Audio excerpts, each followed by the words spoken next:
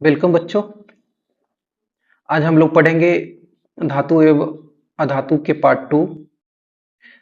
पिछले कक्षा में हम लोगों ने पढ़ा था धातु एवं अधातु की परिभाषा तथा धातु एवं अधातु के भौतिक गुण, physical property of metal and non metal. आज हम लोग पढ़ेंगे chemical property of metal and non metal. इसे हिंदी में कहेंगे धातु एवं अधातु के रासायनिक गुण।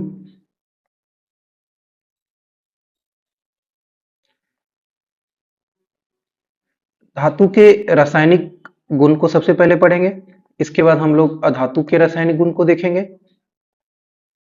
शुरू करते हैं धातु का रासायनिक गुण। धातु का रासायनिक गुण कहने का मतलब होता है केमिकल रिएक्शन। धातु किसके किसके साथ रिएक्शन करेगी और क्या प्रोडक्ट बनाएगी, इसे जब पढ़ते हैं तो इसे ही केमिकल प्रॉपर्टी यानी कि रासायनिक गुण कहते हैं। सबसे पहले इसमें हम लोग पढ़ेंगे O2 के साथ, इसके बाद हम लोग पानी के साथ पढ़ेंगे, इसके बाद अम्ल के साथ पढ़ेंगे, इसके बाद धात्विक लवण के साथ पढ़ेंगे और लास्ट में अधातु के साथ इसके रिएक्शन को देखेंगे। सबसे पहले ऑक्सीजन के साथ देखेंगे, O2 के साथ। धातु जब ऑक्सीजन के साथ रिएक्शन करेगी तो धातु ऑक्साइड बनाएगा।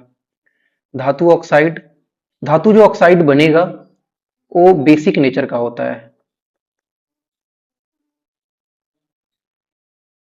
इसे हिंदी में क्षारीय ऑक्साइड कह सकते हैं। जो ऑक्साइड है कैसा है, क्षारीय है। उदाहरण देखते हैं, कॉपर और ऑक्सीजन जब रिएक्शन करेगा तो कॉपर ऑक्साइड बनाएगा। एल्युमिनियम जब ऑक्सीजन के साथ रिएक्शन करेगा तो एल्युमिनियम ऑक्साइड बनाएगा। ये दोनों का दोनों जो है वो क्षारीय गुण का होगा। धातु ऑक्साइड जो बन रहा है इसके प्रकृति को समझेंगे।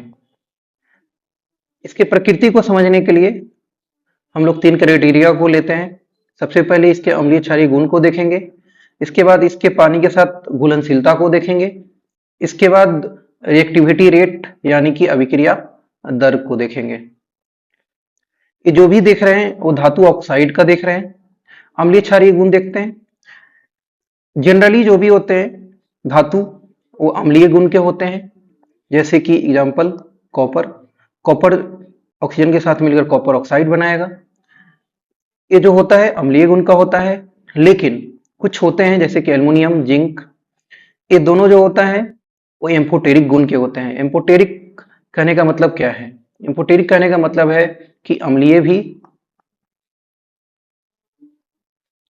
और क्षारीय भी, दोनों के बीच वाले गुण को बोलते हैं एम्फोटेरिक गुण। उदाहरण के तौर पे एल्युमिनियम और जिंक। एल्युमिनियम जब ऑक्सीजन के साथ रिएक्शन करेगा तो बनाएगा aluminium oxide, zinc oxide. Next इसके घुलनशीलता को देखेंगे। धातु ऑक्साइड के मोस्टली जो होते हैं ज्यादातर वो इंसोल्यूबल होते हैं। इंसोल्यूबल मीन्स होता है कि घुलनशील नहीं होते हैं।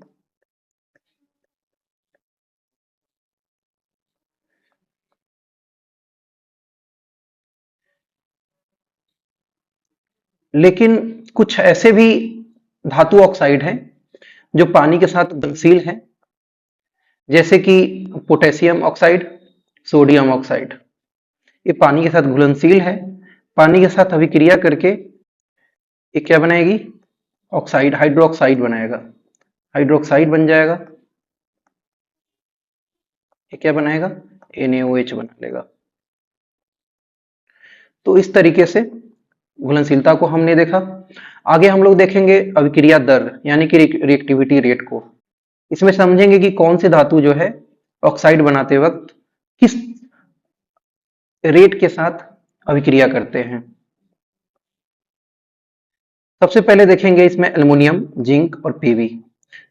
इन सारे रिएक्टिविटी रेट को समझने के लिए हम तीन क्राइटेरिया लेते हैं। सबसे पहले इसे सामान्य तापमान पे देखेंगे, इसके बाद इसे अधिक तापमान पे देखेंगे, और कुछ वैसे भी धातु हैं जो ऑक्सीजन के साथ रिएक्शन करते ही नहीं है, इसे भी देखेंगे।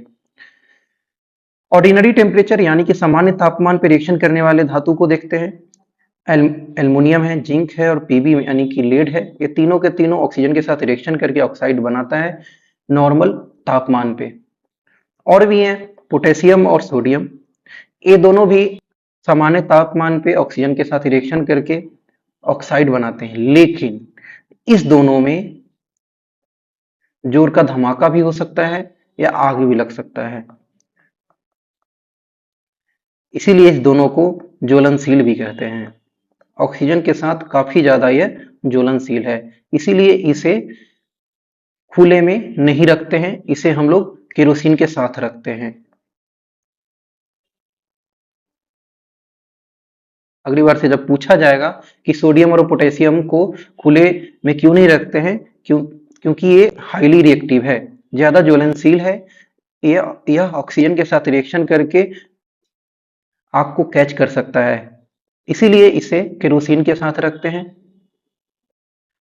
आगे हाई टेम्परेचर के साथ रिएक्शन करने वाले धातु, आयरन और कॉपर जो है ये ऑक्साइड जब भी बनाएगा हाई टेम्परेचर पे बनाएगा। नेक्स्ट कुछ वैसे भी धातु हैं जो ऑक्सीजन के साथ रिएक्शन नहीं करेगा और ना ही ऑक्साइड बनाएगा, जैसे कि गोल्ड, सिल्वर, ये जनरली जो है ये ऑक्साइड नहीं बनाते हैं।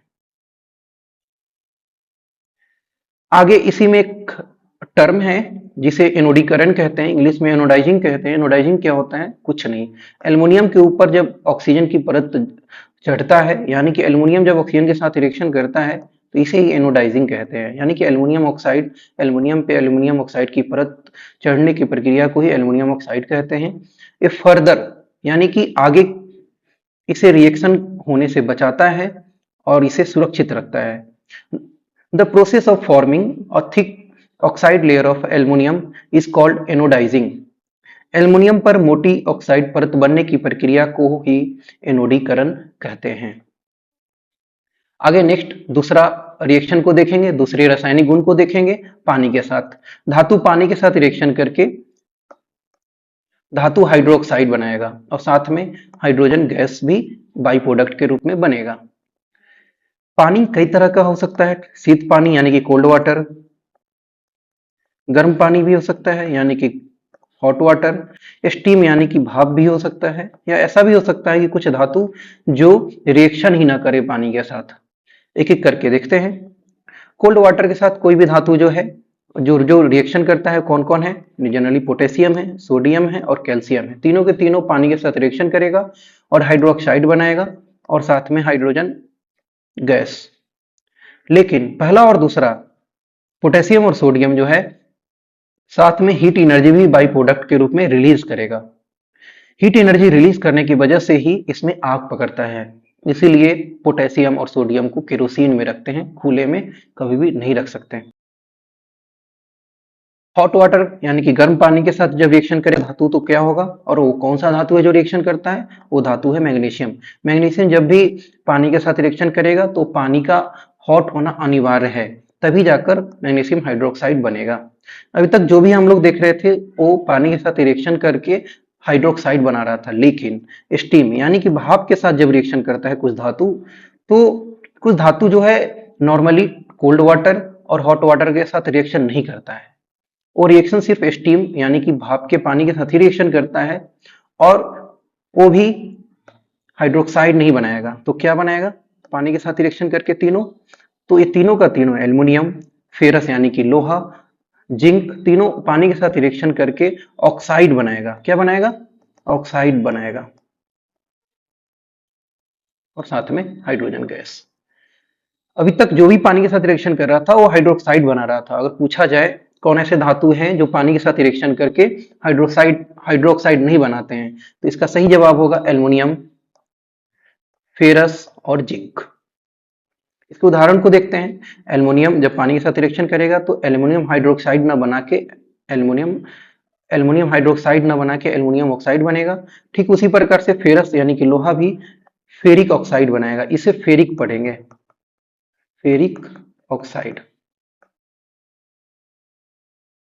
कुछ वैसे भी मैंने कहा था धातु हैं जो पानी के साथ रिएक्शन करते ही नहीं है, जैसे कि लेड, कॉपर, एजी मीन्स चांदी, एयू मतलब सोना, ये सभी के सभी जो हैं जनरली पानी के साथ रिएक्शन नहीं करते हैं, चाहे स्टीम वाटर ही क्यों ना हो, चाहे गर्म पानी ही क्यों ना हो। तीसरे अभिक्रिया को देखेंगे, तीसरे रासायनिक गुण को देखेंगे अम्ल के साथ। जब धातु अम्ल के साथ अभिक्रिया करेगी तो क्या होगा। यहाँ जो अम्ल लेते हैं वो डाइल्यूटेड अम्ल लेते हैं। डाइल्यूटेड अम्ल कहने का मतलब होता है कि कम सांद्रता वाले। सांद्रता कैसे कम किया जाता है अम्ल में, तो पानी को मिला के। जब धातु डाइल्यूटेड अम्ल के साथ रिएक्शन करेगा तो स्वाभाविक सी बात है लवण बनेगा और H2 गैस। एग्जाम्पल देखते हैं, सोडियम धातु के जगह पे ले लिए हम लोग और डाइल्यूटेड अम्ल के जगह पे हम लोग हाइड्रोक्लोरिक अम्ल को लेते हैं। जब दोनों रिएक्शन करेगा तो NaCl बनेगा। जैसा कि हम जानते हैं कि NaCl क्या है, लवण, और साथ में H2 की निकासी होगी। धातु ठीक है, कुछ वैसे भी धातु हैं जो अगर डाइल्यूटेड अम्ल के जगह पे HCl के जगह पे डाइल्यूटेड HNO3 है, इसे नाइट्रिक अम्ल कहते हैं, तब क्या होगा। नाइट्रिक अम्ल के साथ दो केस होता है। नाइट्रिक अम्ल के साथ कुछ धातु है रिएक्शन करेगा, जैसे कि मैग्नीशियम, मैग्नीज, और रिएक्शन करके सेम चीजें लवण और H2 ही बनाएगा। लेकिन सारे धातु नहीं करते हैं, लेकिन बाकी धातु जो है HNO3 के साथ रिएक्शन करके जो है H2 जो गैस बन रहा था वो H2 गैस न बन के पानी बनेगा। ये स्पेशल केस है, यहां से क्वेश्चन पूछा जा सकता है। चौथे रासायनिक गुण को देखेंगे धात्विक लवण के साथ। कोई भी धातु, मान लेते हैं कि ये धातु है, ये किसी और धातु के लवण विलयन के साथ जब रिएक्शन करेगा तो खुद के धातु का लवण विलयन बन जाएगा और धातु भी सेपरेटली अलग हो जाएगा। इसे हम लोगों ने पहला चैप्टर में पढ़ा था, विस्थापन रिएक्शन, एकल विस्थापन।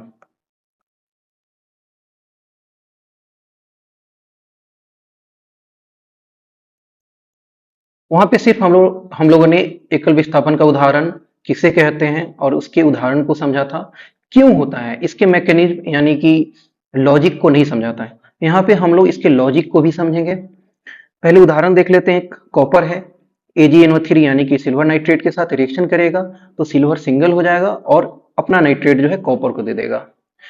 यहाँ पे क्या है कि कॉपर इतना स्ट्रांग है, इतना ज्यादा स्ट्रांग है कि सिल्वर के नाइट्रेट को छीन लेता है।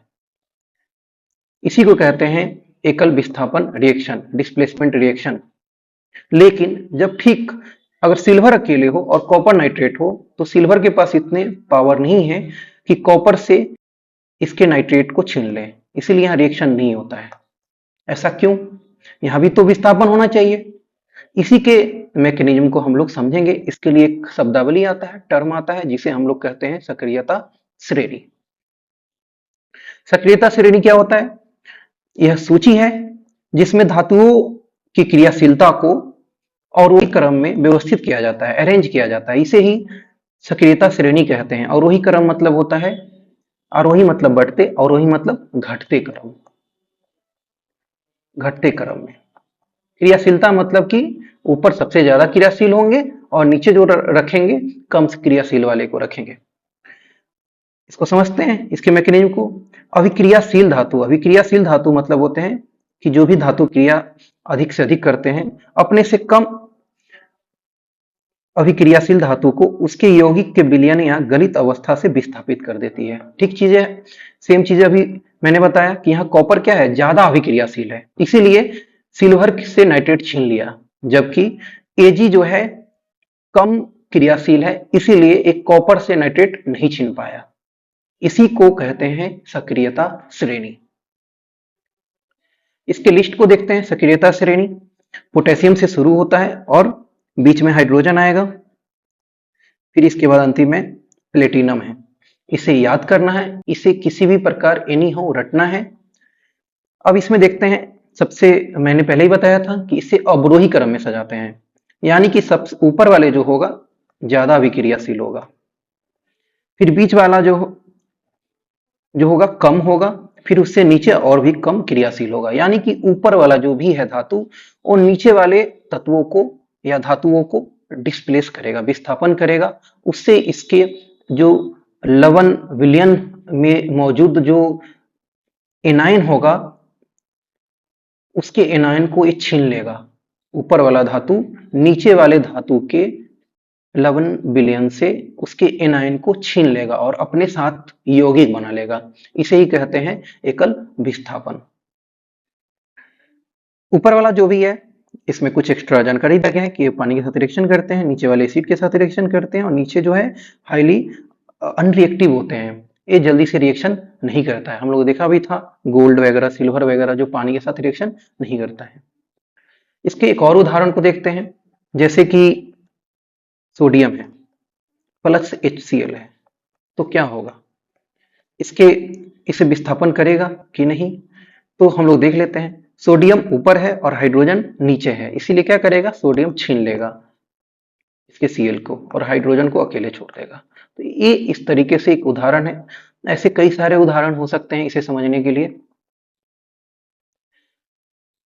अगला रासायनिक गुण को पढ़ते हैं अधातु के साथ।